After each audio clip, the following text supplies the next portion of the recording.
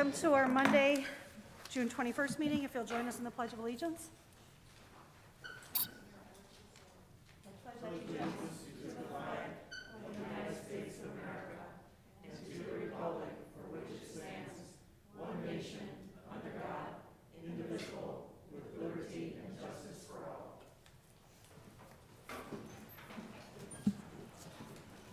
All right, I just want to remind everyone there are 2 sign-up sheets in the back of the room. If you'd like to address the school board tonight, we ask that you sign up.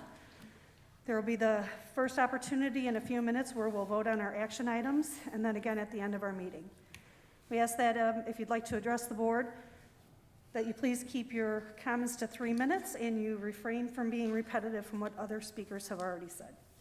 So with that, we'll move on to our agenda, approval, deletions, additions. Dr. Baracco. Thank you, Mrs. Seuss. You have a revised agenda before you. The changes are under Roman numeral 7A3. We were interviewing high school principal candidates last week, and so I missed the first 3 hours of the seminar.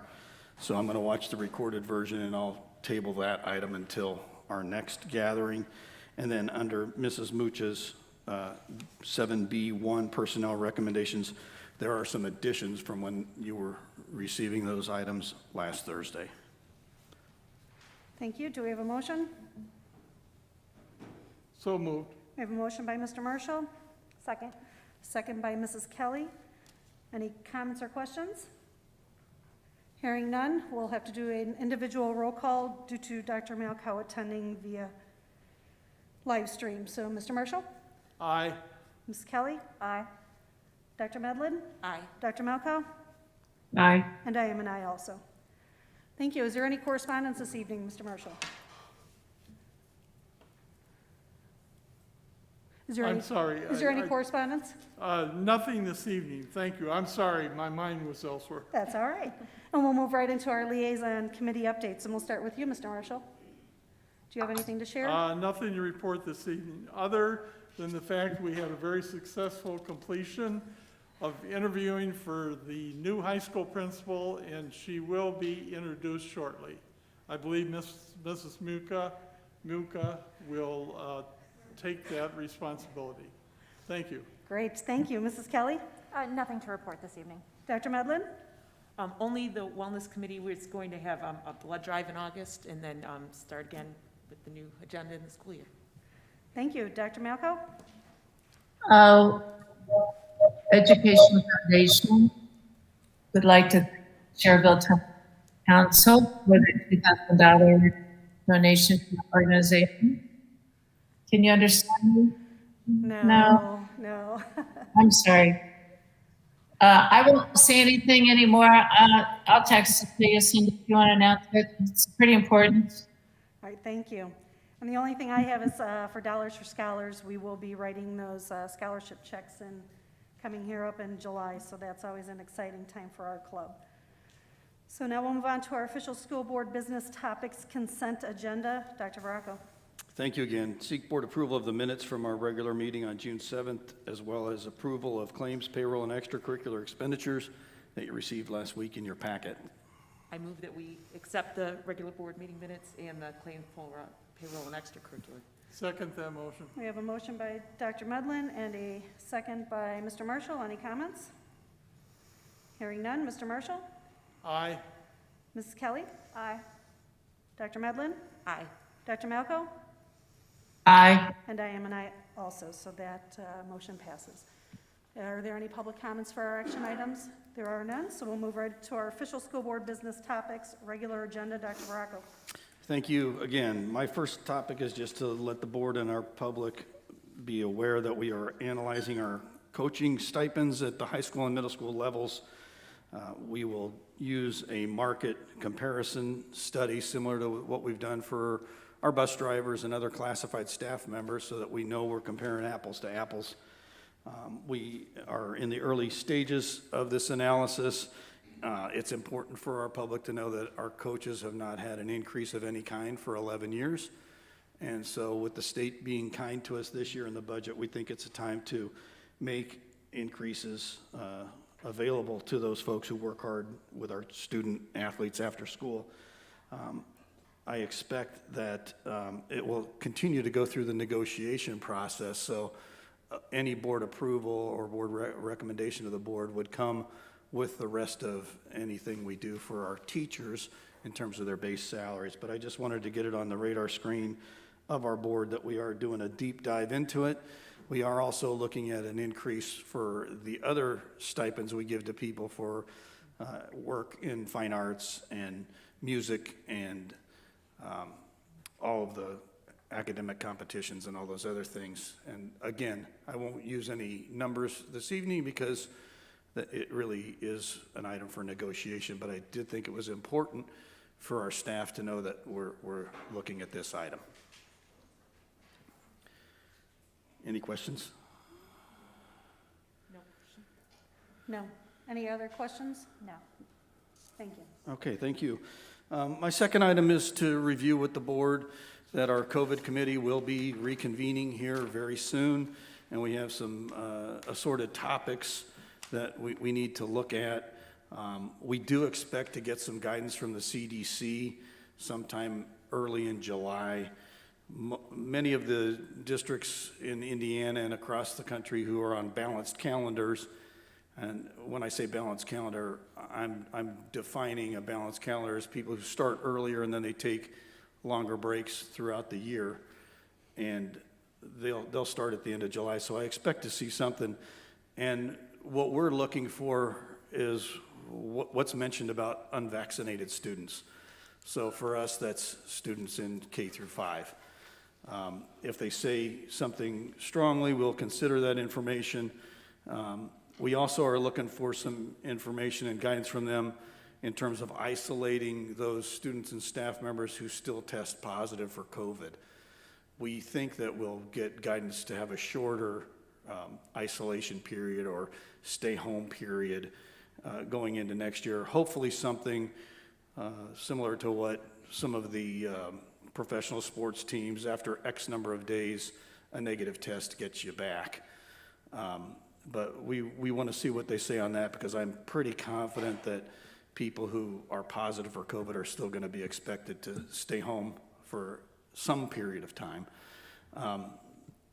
We also are looking, for any guidance the CDC or the State Department of Health might have regarding mask requirements. Everyone probably knows by now that Governor Holcomb's mandate was extended through June 30th, and we agreed to honor that through June 30th. But most of society does seem to be moving away from masks, face coverings.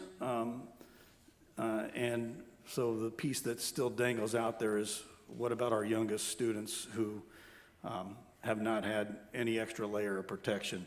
Does the CDC or the Indiana State Department of Health recommend something to be different for grades K through 5? We, on our COVID committee, will also have to make some decisions about elementary parties. We seemed to do okay last year with just having the teachers run them. And so for the time being, that is something that needs to be tossed out and discussed. Assembly sizes, fun fairs. And so we've got quite a few things to talk about early in July, and so then we can give some information out to our parents on those things. It is our intention to have not as much of a reentry plan as, hey, here's what's going to be different from the 2019-2020 school year. Here are the things that we're going to still be doing regarding changes from what we did 2 years ago. For instance, now that we've done live look-in, we think if a student is home because they tested positive, we think there's an opportunity for them not to get a stack of work and do it from home, but for them to be able to watch that teacher lecture. How will it be different than last year? We're going to talk about that. But there's still an opportunity to see that instructional piece, which we think would help a student, whether they be home for a week or more from COVID, or if they had mononucleosis or something like that. So we have to discuss those things. And then we also need to decide, are we going to continue to share COVID positive data? As we got toward the end of this past school year, we were having 2 or 3 cases a week. And we had a couple I'll call them major quarantines, like with our 7th grade football program. But for the most part, even the close contact quarantines went way down. So we have some things to look at, but we're still hoping, to see something early in July so that then we can inform our school community what will be different from the 2019-2020 school year. Can I ask you for the COVID committee, how many sit on that committee and what's the makeup of that group? The group are teachers, Okay. and then Mrs. Mucha and myself.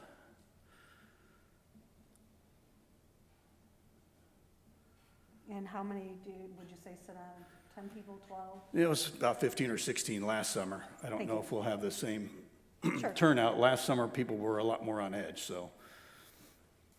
Understood. Thank you. Anyone else have questions? So we'll be back talking about it again in July.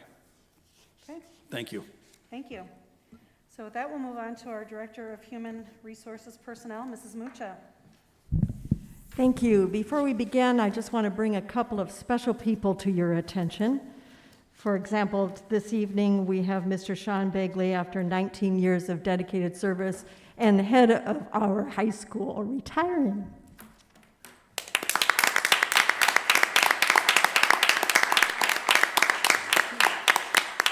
Thank you for everything you've done. We also want to bring your attention to Donna Yankee with 37 years of dedicated service as a secretary at Pfeiffer School. That definitely is worth noting. We have also, perhaps after we get your approval of this, I would like to introduce to you the new high school principal. So I am asking for your approval for the following personnel items. Make a motion to approve? We have a motion by Mrs. Kelly. Second. We have a second by Dr. Medlin. Any comments or questions? Hearing none. Mr. Marshall? Very definitely aye.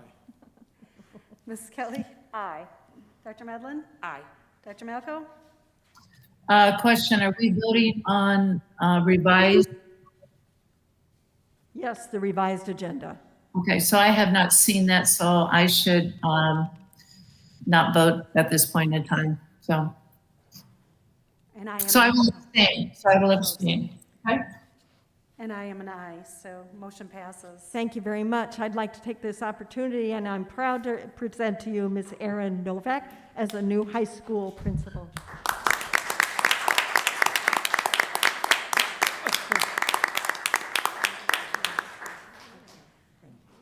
Absolutely. I'd like to introduce my husband. He's here with me.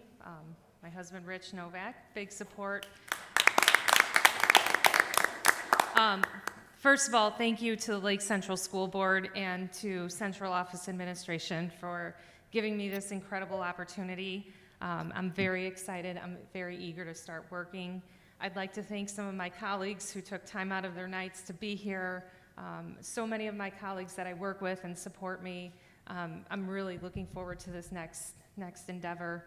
I'd like to wish Mr. Begley well, my predecessor. He's leaving some big shoes to fill, but I'm ready, and I am eager to start working with our Lake Central High School families.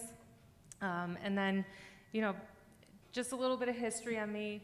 18 years ago, I started here as an English teacher at the high school, and it's been an absolute pleasure to serve as a teacher, a dean, an assistant principal, and now the principal of Lake Central. And I'm ready.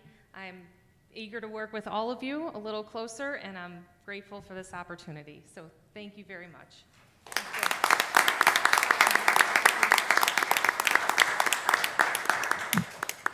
Thank you. For my second item, I wanted to ask about your permission for a department head for the counseling department.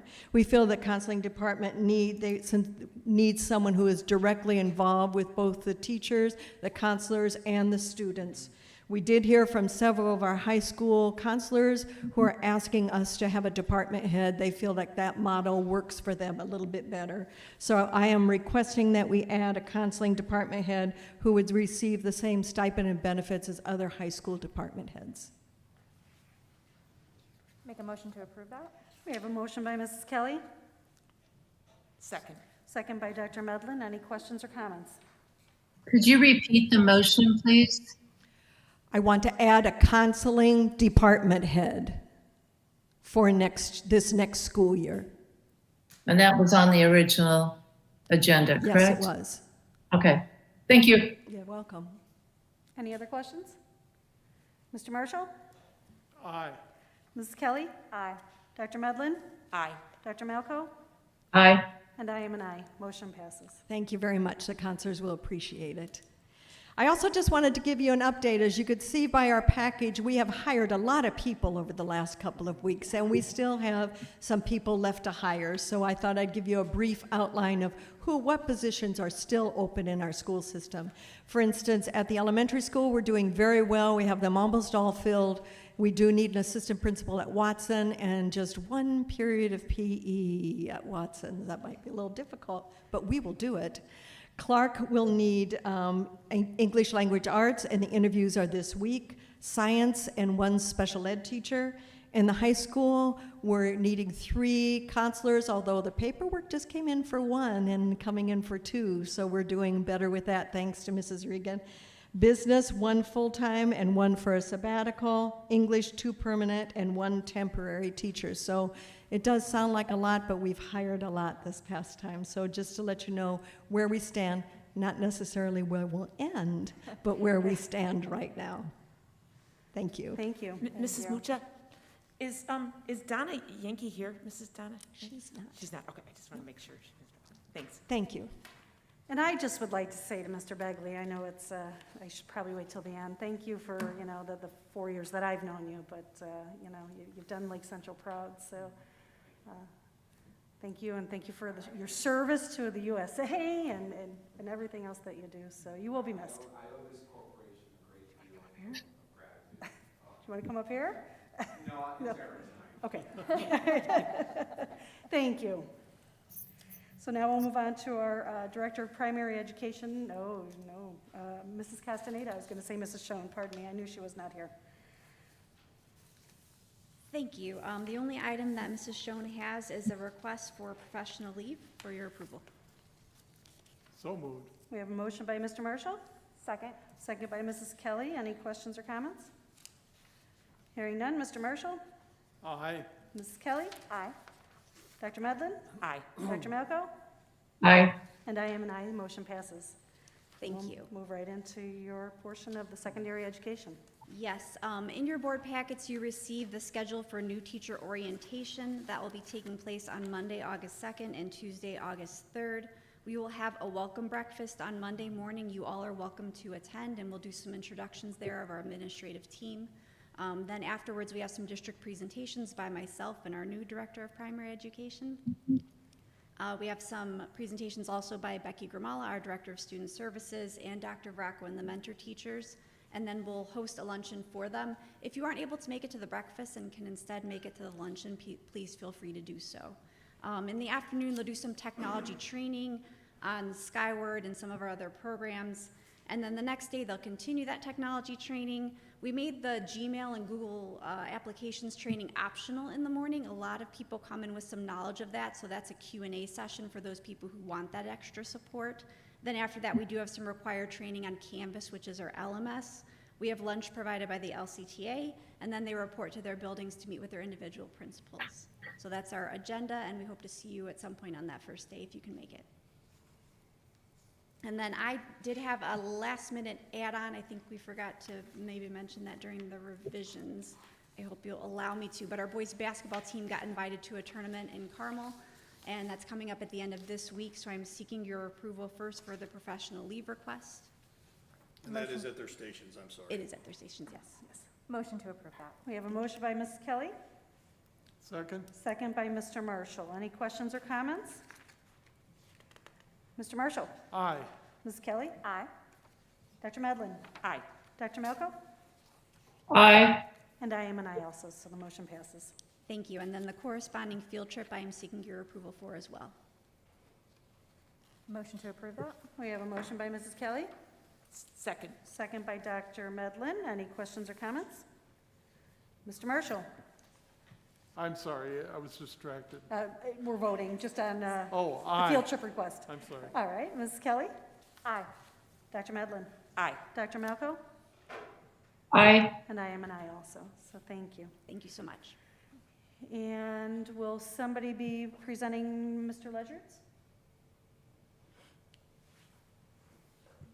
I didn't get that, but I'll make sure that he sends it to you tomorrow. Well, we did have it in our board package. His but- back flared up late, and we told him to stay Sorry to home hear and that. rest it Right. because he's been going through. The updates are some in their issues. packet, though. He just wanted to go over that with you. If you have any questions, feel free to email him. His back is not cooperating today. All right. So with that, we'll move right on to our public comments. I would like to call up Deanna Hedges. If you could please state your name and address. My name is Deanna Hegedus, and my address is private. I would like to ask the school board to avoid recommending or facilitating students getting the COVID vaccine and to cease and desist all current efforts to vaccinate children or staff. I'm a registered nurse and also a parent. Children are not at risk for succumbing to COVID-19. They have a 99.998% chance of survival from COVID, and that's if they get it in the first place. Statewide, Indiana has seen 2 deaths in children 0 to 19 years old in the last 15 months. That's 2 of all the children in Indiana with cancer, chronic lung issues, dependent on oxygen, etc. 2. Students should not be encouraged to get the COVID vaccine as it offers little to no benefit and poses serious health risks. Children are not at risk for dying of COVID, nor should they get the vaccine to protect the staff or the community. It is not their burden. The Pfizer vaccine, which has been made available to children 12 and up, modifies the recipient's DNA with a component called messenger RNA. Anyone who has taken 9th grade biology understands that mRNA serves as a recipe for your DNA. This vaccine is not yet FDA approved, and there are 0 long-term studies about the long-term effects on health, cancer risk, as well as fertility risks. The risks may take several years to fully quantify. Does the school board want to position themselves as advocates for this vaccine that may potentially cause children cancer or infertility? This vaccine offers statistically near 0 benefit and an unquantifiable risk of harm to children. In the past 30 years, there are 15,000 deaths connected with all vaccines in the VAERS database provided by the CDC. Of those 15,000 deaths over the last 3 decades, 6,000 of them are from the COVID vaccine in a mere 6 months. So let's look at the last 6 months of this vaccine's performance. Over the last 6 months, tens of thousands of Americans have suffered from taking this vaccine, and that's just the adults. On an average day, 33 Americans died from this vaccine. 27 every day became disabled. About 13 had heart attacks. 7 developed myocarditis. 9 went into anaphylaxis, and 115 people every day were hospitalized. About 4 women every day lost their child to a miscarriage due to the vaccine. More Americans have died from this vaccine by 2-fold than died on 9/11. Parents, students, and staff, they have just started offering this to our children. Currently, there's a group of doctors that have filed for a temporary restraining order to immediately stop administration of the COVID vaccine to children, and I pray that they are successful. In the meantime, I strongly advise the school board, parents, and community to practice some serious vaccine hesitancy, as they call it. School board, do not position yourselves as advocates in any way for our children to take this demonstrably dangerous and highly experimental DNA-modifying vaccine. It may just be your biggest regret. And my other question I just want to leave with is, when did we go from adults sacrificing for our children to asking the children to sacrifice for the adults? Thank you. Thank you. The next speaker, Donna White. Please state your name and address. My name is Donna White, and my address is also private. I am so glad to be here to speak with you today, and I cannot tell you how much easier it was to listen to the speakers without their masks. I did not hardly understand anything that was said up here with your masks on. I can only imagine what our children are thinking, sitting in that classroom, looking at their teacher, unable to see their face. I am a registered nurse. I am a substitute school nurse. I have seen these children come down to me with headaches, stomach aches, anxiety, ticking as they're talking to me because they are so anxious. Has this ever been before this time, this year? I think I heard today on the radio that 50% higher increase in girls under the age of 19 for suicide. I also want to, I do believe that masks should be a choice for a family to make, whether you wear one or not. I hope that you take that in consideration in the fall, and also the vaccine, a choice. I have some statistics here in addition to Deanna.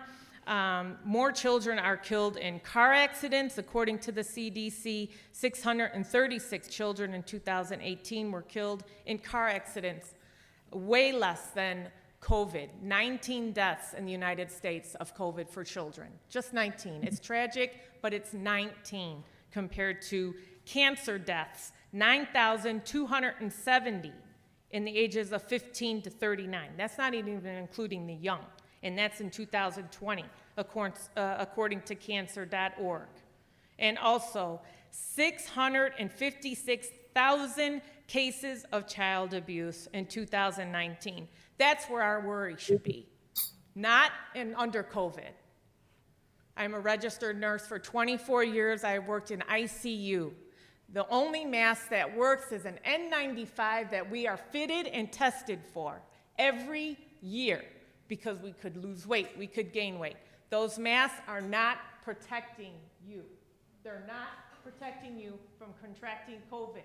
You know what I see when the kids come to the office? They're hanging around their chin. They're picking them up off the floor. They're rubbing and blowing their nose in it. They are not safe for these children to wear. And I will not be mandating my kids to wear masks next year, and I will not be getting the vaccine for my children next year. So what are we going to do with those kids that are not vaccinated? Please do not advocate for this vaccine, and please make the mask option. Thank you. Thank you. Mark Vincent. Please state your name and address. Mark Vincent. I'm in Dyer, Indiana. I just want to talk to the board a little bit about an article, kind of touches on what she just talked about a little bit, but this is from the International Journal of Environmental Research and Public Health. This is titled, "Is a Mask That Covers the Mouth and Nose Free from Undesirable Side Effects in Everyday Use and Free of Potential Hazards?" The study that I'm going to talk through really briefly here, because it was a very in-depth study, I'll just talk through a paragraph from the abstract, and then I'll talk through some of their conclusions. Many countries introduced the requirement to wear masks in public spaces for containing SARS-CoV-2, making it commonplace in 2020. Up until now, there has been no comprehensive investigation as to the adverse health effects masks can cause. The aim was to find, test, evaluate, and compile scientifically proven related side effects of wearing masks. For a quantitative evaluation, 44, mostly experimental studies were referenced. And for a substantive evaluation, 65 publications were found. So they did their homework. There's a lot of information that they poured through to compile their paper. This is coming out of Europe. It's 6 scientists there.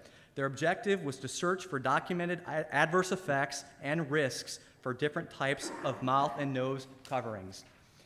Most recent studies on SARS-CoV-2 show both significantly lower infectivity and significantly lower case mortality than previously assumed. In early October of last year, the World Health Organization also publicly announced that its projections show COVID-19 to be fatal for approximately 0.14% of those who become ill, compared to 0.10 for the endemic influenza. Again, a figure far lower than expected. On the other hand, the side effects of masks are clinically relevant, and I'm just going to talk through a few of these.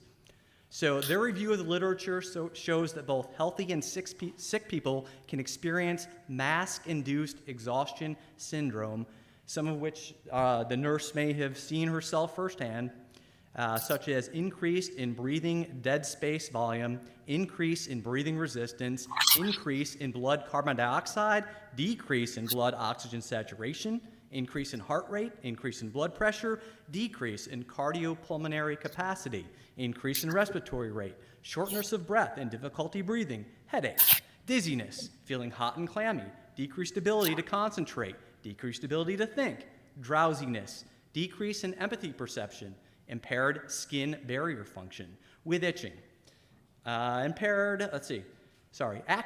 skin lesions and irritation, and then overall perceived fatigue and exhaustion. These are just a few of the things that they were finding in the studies covering some of the masks that we're making these kids strap to their faces every day for 8 hours. Anyway, extended mask wearing would have the potential, according to the facts and correlations we have found, to cause a chronic sympathetic stress response induced by blood gas modifications and controlled by brain centers.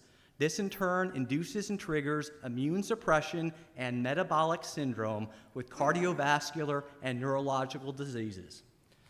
To conclude, all the scientific facts found in our work expand the knowledge base for a differentiated view of the mask debate.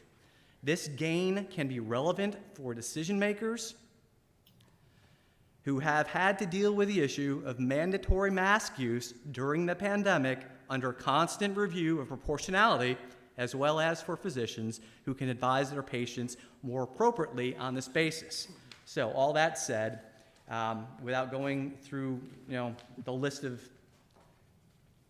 specific list of symptoms that I've kind of already touched on,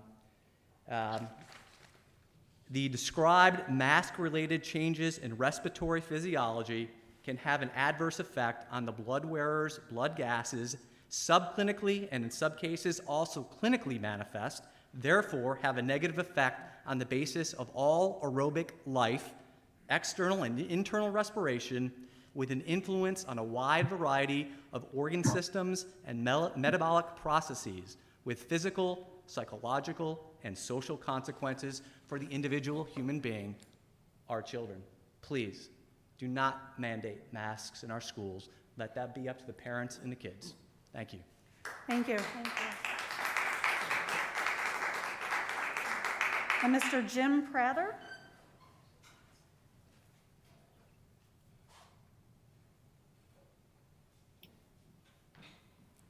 Good evening. Good evening. As you said, I'm Jim Prather. I'm from Cherville. I'm glad to hear that you're not just going by mandates, that you are looking at CDC recommendations. I hope that you're all individually and as a group looking at a lot of different things to decide what to do. I appreciate that. As a parent and as a community member, all I hear about is, it's a mandate, so I got to do it. That's why I agree to it. Now that the authorities are shifting, I'm also glad to hear that it sounds like you're leaning towards going along with the authorities to maybe not require them as much, which is also encouraging to hear. But I have no authority, I have no credentials, I'm a parent. But I just want to emphasize that if you thought this was a topic separated like the abortion topic in this country, or even the latest election in this country, people have been where they're at and tolerated it to this point, not on all these other research and all this recommendation. When they hear that somebody mandated it, they lean over and they say, okay, we'll put up with it. But make no mistake, if the vaccine starts getting pushed, they are not going to be saying that.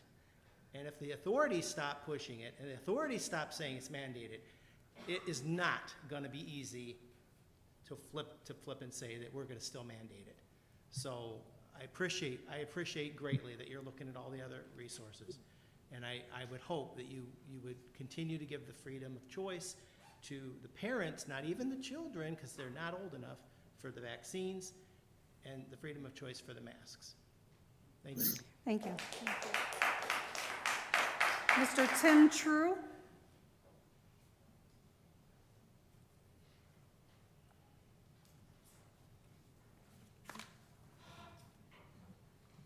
Good evening. Thank you for a couple minutes here. Tim True, Dyer, Indiana. Appreciate everybody that gave all the statistics and everything against the masks. I'm going to echo simply, kids do not need to be wearing masks at this point. I don't even know we're talking about vaccinating or forcing kids to vaccinate. No point in that. And I'll just talk from the emotional side of things. I'll go back to last year when we had these discussions about putting the kids in school, and I appreciate everybody listening to the parents out here and making the right choice by putting kids back in live school instead of going with remote learning like a lot of other districts. That was the right choice then. I think that was, you guys were a little bit outside the box, probably more aggressive than a lot of the country, but you made the right decision. We can do the same thing here, think outside the box, be a little ahead of the rest of the country, make sure kids aren't wearing their masks. If there's people, teachers, that are uncomfortable with kids that aren't vaccinated, everybody here, every adult has the ability to get a vaccine if they want it. If there's teachers that aren't comfortable at this point, I'm sure all of us would support them taking an unpaid sabbatical until the point that they're comfortable coming back and teaching in front of students again. So that's all I have on that, but I just found this looking over this meeting, and I'm going to go back to your February 16th meeting, where apparently you wrote a strongly worded letter to the Indiana General Assembly against allowing parents to have a decision in how the funds are spent for their children. School choice, if you want to use that, you passed a board resolution opposing and condemning the establishment of education savings accounts. This frustrates me so much. The parents, the only way to have oversight of our schools is for parents to have control of the funds that their children are entitled to. All of us taxpayers put money towards our kids to make sure they get the best education possible, and they have a right to control how that money is spent and go to the best resources possible. And I hate to tell you this, you wrote a long letter and a resolution, and not once did you mention anything about the best needs of the children or the parents. All of it was about finances, oversight, government regulations of schools, nothing about how important it is to do what's best for the kids and the parents. So again, I'm entirely disappointed that everybody signed on to this letter. I'd like you to think, in the real world, ideas lead to innovation. In innovation, the money will find it. If we're doing the right thing, you're never going to worry about not being financed. People will flock to you. If money is what's driving innovation, we're going to fail, all of us. So, my 2 cents. Thank you. Thank you. Mrs. True?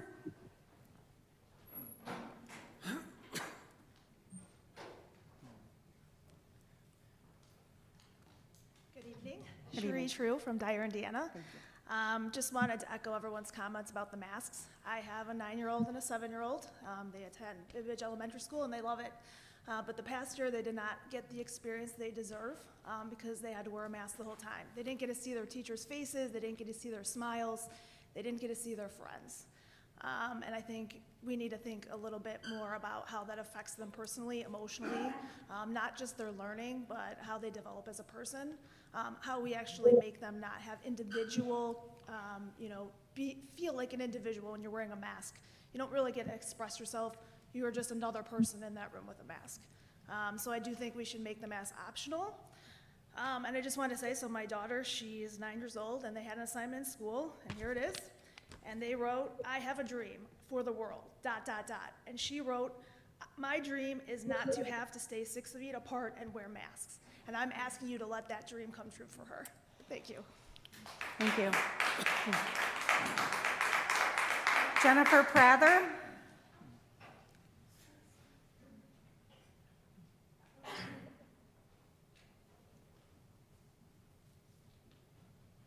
Hi, I'm Jennifer Prather. I live in Sherrville. My son is a senior now in high school. And I just wanted to bring some what I think are oddities with this masking situation. I would think that with COVID being as horrible as it is, we should have an infectious waste material receptacle. And the fact that we don't, and the fact that we see blue masks or other colored masks on the ground at grocery stores, to me it says it's a farce. If it was so infectious and so dangerous, why did we not have an infectious waste receptacle like you do for the needles? Why not? I don't know how many of you would be wearing masks if you didn't work for the school system. And I have seen a few of you already not wearing it properly. Also, Dr. Fauci, once he found out that the eyes are a way that you can get the infection, recommended that, yes, maybe you should have something covering your eyes. This is our top infectious leader. I think we should question it. Science should be questioned. Isn't that what we're supposed to be teaching our children? To be critical thinkers and not to just follow the masses? I don't know, honestly. I don't know how many of you would follow the mask mandates if you weren't working in the system. Unfortunately, this illness was political. It definitely had a political nature, even if it was a real illness. Ivermectin and hydroxychloroquine. They are helpful in reducing the symptoms. The SARS COVID is under the coronavirus umbrella, and it was proven by CDC, the same one that Dr. Fauci heads, that it did reduce SARS-CoV, but we don't see that. We don't hear that. We need to teach our children to be critical thinkers and question the political science. The box, did I tell you that the box that your blue mask comes in, it did originally say that it didn't protect you from COVID-19. I don't know if you see that on the boxes now. But it did say it didn't protect you. It's unfortunate that this has become a farce, more of a farce than a medical emergency. I challenge you to teach our children to think critically. It's very sad that this became political. And I think maybe your salaries come from the government. Certainly the children have to be in school because you get school money. It's embarrassing, really, how many of you sit here and don't question the science. And it's out there now. We have hindsight. We have a year of hindsight. We have a year of studies now. That's all I have to say. Thank you. Thank you. Ann Jones.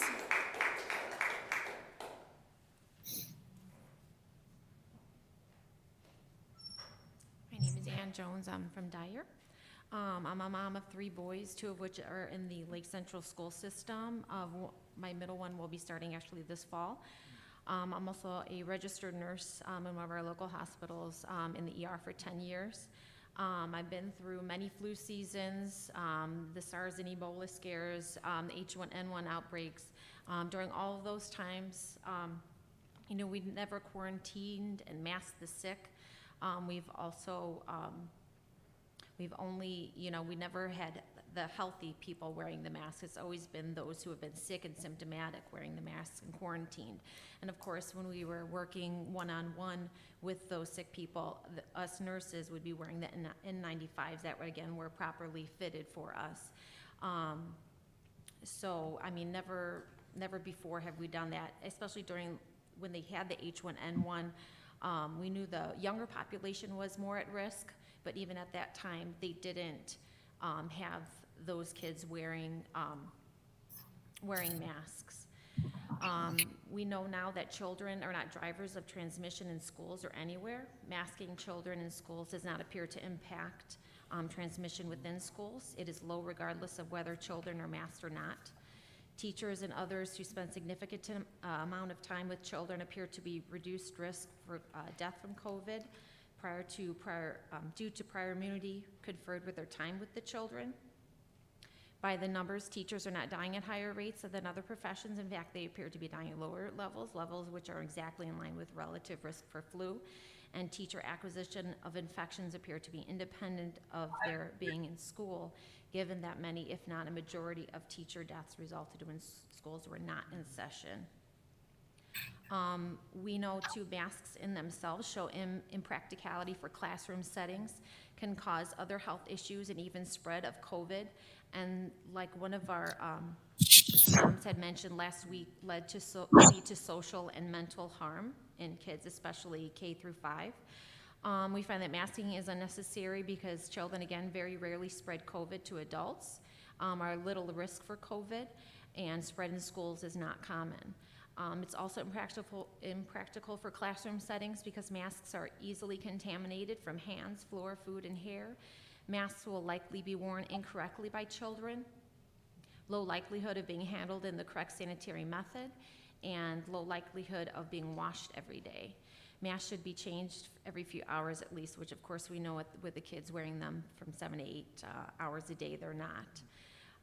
It can also cause increased risk for infection, and experts really don't even agree on the effectiveness of the masks. Some say, you know, they're working, and some say they're not, so not even everybody is on the same page. And then masks worn for long periods of time can become bacterial traps, and then constant washing also degrades the quality of the mask itself. I just seen a article about parents in Florida who sent their masks into a lab to be tested, and they found that after they were submitted, the resulting report found that 5 masks were contaminated with bacteria, parasites, and fungi, including 3 dangerous pathogenic and pneumonia-causing bacteria. No viruses were detected on the masks, however. Half of the masks were contaminated with 1 or more strains of pneumonia-causing bacteria. 1/3 were contaminated with 1 or more strains of meningitis-causing bacteria. And then other pathogens on there that includes fever, ulcers, acne, yeast infections, strep throat, and periodontal disease that cause periodontal disease. So also, and again, like I said, you know, it leads to social and mental harm. Masks can negatively impact communication, especially those with asthma, allergies, autism, ADHD, and learning disabilities. They can limit social development through facial expressions and lead to negative body image and create an opportunity for bullying. And like our mom had mentioned, one of our moms had mentioned at the last meeting, her daughter was having issues. You know, she was a kindergartner. Now that she's had to wear the mask everywhere, now that they're lifting it in most places, she's having anxiety without wearing the mask in crowds. And I mean, for a kindergartner to express that kind of anxiety is kind of unheard of. My 8-year-old, even when we went to mass for the first time, and he wasn't wearing a mask, he looked over at me and he started to have like tears in his eyes, and he looked at me and he's like trying to cover up his face, and he said, "Mom, I don't want people to see my face." So I mean, it's not just a physical impact they're having on these kids, it's mental, it's psychological, it's affecting these kids. And I mean, so we say kids are resilient, but resilient to what point? If most of our teachers too and other staff are vaccinated and the vaccine works, then why the masks, especially for the kids? I mean, how much longer do we need these children to have their beautiful smiles covered up by bacteria-filled face coverings that aren't really protecting anyone, but serving as a psychological Band-Aid to help adults that are forcing them feel better? So I hope and I pray that when this decision comes up for this coming school year, I hope and pray that you guys vote against the mask mandate. Thank you. Thank you.